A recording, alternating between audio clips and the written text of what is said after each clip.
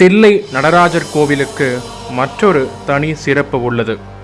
கோவில்களின் உள்ளே செல்வதற்கு 4 பக்கங்களிலும் 4 வாசல்கள் உள்ளன.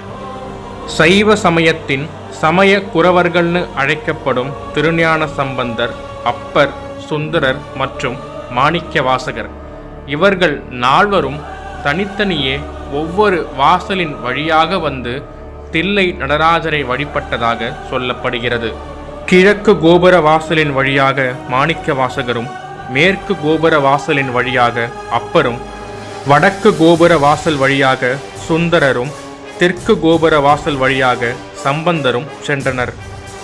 இவை எதை உணர்த்துவது என்றால், இறைவனை அடைவதற்கு 4 வழிகள், அதாவது 4 நெறிகள் அப்படின்னு சொல்லுவாங்க.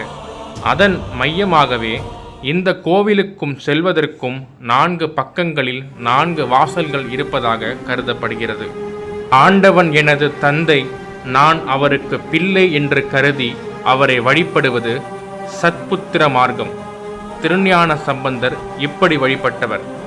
ஆண்டவன் என்னுடைய தலைவன், நான் அவரது தொண்டன் என்று கருதி வழிபடுவது தாச மார்க்கம்.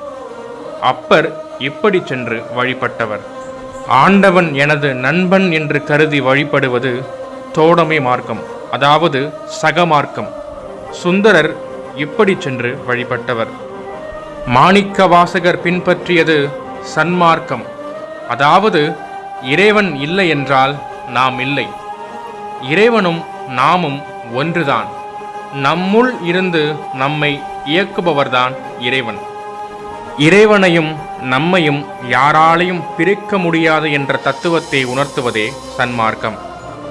இப்படி இறைவனை அடைவதற்கு 4 நெறிமுறைகள் இருப்பதாக என்று உணர்த்திய நாவர்கள் 4 பக்கங்களில் இருக்கும் வாசலின் வழியாக வந்து இறைவனை வழிபட்ட ஸ்தலம்தான் இந்த தில்லை நடராஜர் திருக்கோவில். இந்த 4 சமய குரவர்களில் பெரும்பாலான கோவில்களில் நடராஜர் இருக்கும் அதே சன்னதியில்தான் மாணிக்கவாசகரும் இருப்பார். அதாவது நடராஜருக்கு ஒரு புறம் சிவகாமி அம்பாளும் மற்றொரு புறம் மாணிக்கவாசகரும் இருப்பாங்க. மாணிக்கவாசகரை பார்ப்பதற்கு நடராஜரே நேரில் வந்ததாகவும் புராணங்கள் சொல்கிறது. எதற்காக நடராஜர் நேரில் வந்தார்? நடராஜர் கூடவே மாணிக்கவாசகர் இருப்பதற்கு என்ன காரணம்? மாணிக்கவாசகருக்கும் நடராஜருக்கும் அப்படி என்ன தொடர்பு உள்ளது? இவை அனைத்தையும் அடுத்த பதிவில் தெரிந்து கொள்வோம். சேனலை சப்ஸ்கிரைப் பண்ணி வச்சுக்கோங்க. நன்றி.